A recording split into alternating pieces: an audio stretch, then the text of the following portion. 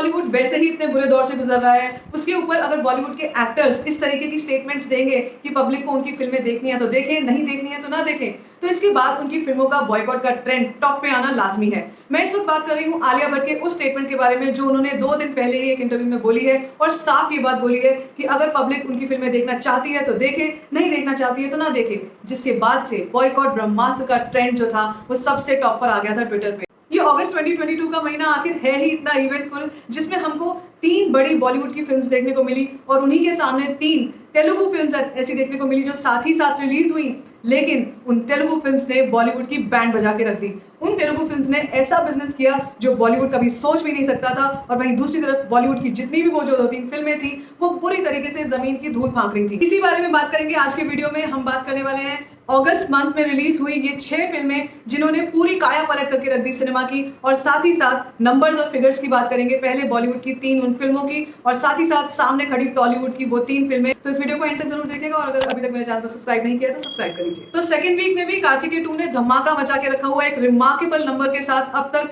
कार्तिकेय 2 का जो box office collection है वर्ल्ड वाइड वो है 75 करोड़, जबकि ये फिल्म 15 करोड़ के सिर्फ बजट पे बनी थी और इसको सिर्फ और सिर्फ 7 लाख का हिंदी बेल्ट से बिजनेस हुआ था। तो आप देख सकते हैं जर्नी जो सिर्फ 50 स्क्रीन से स्टार्ट हुई और उसके बाद आज 2000 स्क्रीन पर है।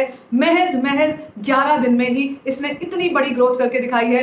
कम से कम 1700% की ग्रोथ है। हाँ, ये बात जरूर मानी जा रही है कि फिल्म को जन्माष्टमी का एडवांटेज मिला, लेकिन उसके बाद भी जो टेस्टिंग मंडे आया उसमें भी इस फिल्म ने बहुत अच्छा परफॉर्मेंस करके दिखाया है और ये बात मानी जा रही है शॉर्ट की 100 करोड़ का बिजनेस ये इसी वीक में पूरा कर लेगी, which is a great news for Kartikeya 2 lover. ऐसा साफ तौर पर दिख रहा है कि श्री कृष्ण शायद खुद ही इस फिल्म को आगे बढ़ाने में लगे हैं और जिस नाम में, जिसके पीछे श्री कृष्ण का आशीर्वाद हो, जिसके सर पे श्री कृष्ण का आशीर्वाद हो जाए, उसके बाद उसको कोई नहीं हरा सकता। कार्तिकेय 2 के फिनोमिनल नंबर्स ये देखकर पता चलते हैं कि इसके जो सेकंड वीक में इसने जो बिजनेस किया है वो इसके फर्स्ट 3 डेज के बिजनेस से 10% ज्यादा है। Isn't it amazing, isn't it incredible कि इतना अच्छा बिजनेस कर रही है ये फिल्म, क्योंकि ये कंटेंट बेस्ड फिल्म है और क्योंकि ये फिल्म एक ऐसी फिल्म है जो हमको एजुकेट करती है। तो इसी के लिहाज से इसका वर्ड ऑफ माउथ जो है वो बहुत अच्छा है, लोगों में बहुत अच्छा रिएक्शन आ रहा है इस फिल्म को लेकर। वहीं दूसरी तरफ लाल सिंह चड्ढा और रक्षाबंधन की हम बात इस फिल्म के साथ इसलिए कर रहे हैं क्योंकि ये सब एक साथ रिलीज हुई थी और लाल सिंह चड्ढा एक बहुत बड़ा नाम थी जब ये रिलीज हुई थी। आमिर खान की फिल्म रिलीज हो रही है,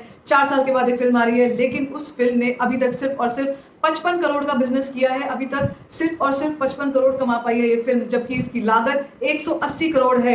और दूसरी तरफ रक्षाबंधन की बात करें तो इसने भी 51 करोड़ 51 करोड़ तक का ही बिजनेस किया है अब तक और इसकी भी लागत 60 से 65 करोड़ थी। प्रेडिक्शंस के हिसाब से देखा जाए तो लाल सिंह चड्ढा सिर्फ 60 से 65 करोड़ पर आकर सिमट जाएगी, खत्म हो जाएगी और थिएटर से उतर जाएगी। वहीं दूसरी तरफ रक्षाबंधन भी करीब इन्हीं नंबर्स पर खत्म होने वाली है। What a shameful number, what a shocking number for Bollywood, जो इतनी बड़े दावे करता है, जो इतने बड़े प्रमोशंस करता है, जो ऐसे स्टोरीज प्लांट करता है जो नेगेटिव जाती है तेलुगु फिल्म्स के खिलाफ, तेलुगु एक्टर्स के खिलाफ। बॉलीवुड इस तरीके की साजिशें करता रहता है, लेकिन फिर भी इस वक्त जनता ने उनको आईना दिखा दिया है, उनको उनकी जगह दिखा दी है कि अब ऐसा नहीं चलेगा, राजा का बेटा राजा नहीं बनेगा। इस वक्त वही राजा बनेगा जिसके पास कंटेंट है, जो लोगों को वाकई एंटरटेन कर सकता है। बाकी की 2 तेलुगु फिल्म्स की मैं बात करूं जिनका नाम है सीतारामम और बिंबिसारा, इन दोनों ही फिल्म्स ने बेहतरीन बिजनेस किया है। सीतारामम के अगर नंबर्स की बात करूं तो ये 30 करोड़ के बजट पे फिल्म बनी थी और अब तक ये वर्ल्ड वाइड 58 करोड़ का बिजनेस कर चुकी है और साथ ही साथ ये देखा जा रहा है कि इवनिंग शोज में अभी भी 53% की ऑक्यूपेंसी है। It's a remarkable number. वहीं साथ ही साथ बिंबिसारा जो 40 करोड़ के बजट पे बनी फिल्म है अब तक 61 करोड़ का बिजनेस कर चुकी है, ये भी वर्ल्ड वाइड। तो आप देख सकते हैं कैसे बॉक्स ऑफिस को डोमिनेट करके रखा हुआ है इस वक्त तेलुगु फिल्म्स ने, स्पेशली अगस्त के मंथ में। और अगर एक और बॉलीवुड की फिल्म की मैं बात करूं जो अभी फ्राइडे को रिलीज हुई है, जो 30 करोड़ के बजट पे बनी, इसका नाम है दोबारा। और ये फिल्म भी, इसको भी छोटा नहीं माना जा रहा था क्योंकि अनुराग कश्यप की फिल्म थी। अनुराग कश्यप एक अच्छी खासे डायरेक्टर माने जाते थे एक वक्त पे, तो ये माना जा रहा था शायद ये फिल्म का कॉन्सेप्ट अच्छा होगा। सब जानते थे कि ये स्पेनिश फिल्म मिराज की पूरी कॉपी है, लेकिन फिर भी अभी तक 4 दिन में इस फिल्म ने 3 करोड़ भी नहीं कमाए हैं, which is a highly shameful number and highly shameful thing for Bollywood। ये इतना बड़ा फैक्ट है बॉलीवुड के सामने कि इतनी बड़ी चीजें होते हुए भी, इतना सारा बजट होते हुए भी, अपनी एक स्टेटमेंट की वजह से, पब्लिक सेंटिमेंट को हर्ट करने की वजह से इस फिल्म को इतना नुकसान झेलना पड़ा। और क्या इस फिल्म के साथ क्रू इन्वॉल्व नहीं होगा? क्या इस फिल्म के ऊपर कई लोग डिपेंडेंट नहीं होंगे? जी हाँ, बिल्कुल होंगे। उनको भी इस फिल्म के साथ साथ नुकसान झेलना पड़ा होगा। और इन्हीं सेम लाइंस पर इस वक्त जाती हुई मुझे दिख रही है लाइगर और ब्रह्मास्त्र। लाइगर को लेकर भी विजय देवरकोंडा ने जो एरोगेंस शो किया, जिस तरीके के उनके एरोगेंस स्टेटमेंट्स अभी भी आ रहे हैं, उसको लेकर भी लोग बहुत ज़्यादा गुस्से में हैं। और साथ में ब्रह्मास्त्र को लेकर भी आलिया भट्ट ने जिस तरीके से कमेंट किया था, उसको लेकर भी खासा नाराज़गी है पब्लिक में। तो बहुत ज़्यादा डाइसी फ्यूचर है इन दोनों ही करण जौहर की फ़िल्म्स का। एक तो फैक्टर करण जौहर है और दूसरा फैक्टर नेपोटिज़्म के साथ-साथ ये इस तरीके के जो स्टेटमेंट्स आ रहे हैं एक्टर्स के, ये बहुत बड़ा फैक्टर है। तो बॉयकॉट को बिल्कुल भी लाइटली लेने की ज़रूरत नहीं है। बॉलीवुड को इस वक़्त चुप रह के अपना काम करने की ज़रूरत है। जैसा कि पहले भी हमने हिस्ट्री में देखा है कि कार्तिकेय 2 ने ज़्यादा प्रमोशन नहीं किया, बिल्कुल भी प्रमोशन नहीं किया, सिर्फ कंटेंट पे काम किया। और हम देख सकते हैं किस तरीके से सारे रिकॉर्ड्स ब्रेक करने पर तुल गई है ये फ़िल्म। और हम देख सकते हैं कैसे निखिल सिद्धार्थ एक घर-घर का नाम बन चुके हैं आजकल। He is a pan India star. अगर मैं बॉलीवुड के कंपैरेटिव्स की बात करूँ या लाल सिंह चड्ढा के कंपैरेटिव्स की बात करूँ, तो केजीएफ 2 का day 1 business is equal to Lal Singh Chaddha का लाइफ टाइम बिज़नेस।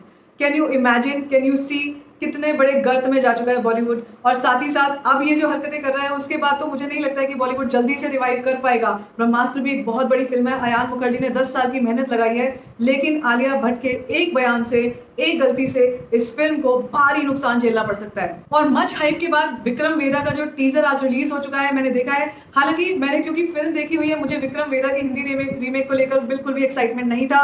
और इसके टीजर को लेकर भी मैं कोई रिव्यू नहीं करना चाहती, क्योंकि मुझे इस वक्त भी इसको फिल्म को लेकर भी बहुत बड़ा डाउट है। क्योंकि ऋतिक रोशन ने जो महाकालेश्वर टेम्पल के ऊपर जो जोमेटो वाली एड की है, उसको लेकर फिर से बॉयकॉट वाला ट्रेंड जो है वो टॉप पर आ रहा है। लोगों को बहुत ज्यादा नाराजगी है उनके इस एड को लेकर। तो मैं विक्रम वेदा को लेकर भी काफी डाउटफुल। तो अगर आपने विक्रम वेदा का हिंदी वाला टीजर देख लिया, आपको कैसा लगा कमेंट सेक्शन में हमसे शेयर कर सकते हैं। और साथ ही साथ लाइगर की जो मैं बात कर रही हूँ, लाइगर को लेकर बिल्कुल भी बज़ नहीं है।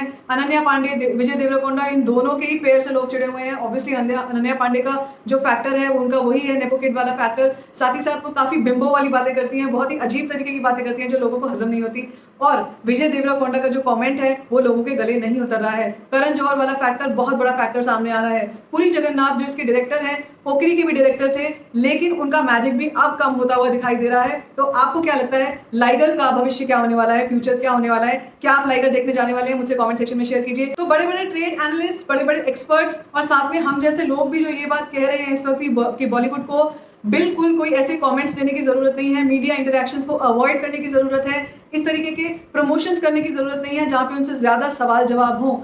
क्या आपको लगता है कि ऐसा करके और कंटेंट पर फोकस करके क्या बॉलीवुड का कमबैक कभी हो सकेगा? क्या बॉलीवुड कभी इन लाइंस पर चलेगा कि वो अपना बड़बोलापन या अपनी जो ज्यादा बोलने की आदत है, जो अकड़ है, उसको कम करे और अपने कंटेंट पर ध्यान दे? तो कमेंट सेक्शन में अपनी राय मुझसे शेयर कीजिए। If you like this video, give it a thumbs up, don't forget to share it and don't forget to subscribe to my channel जिसका स्टोरी फाइन शेयर।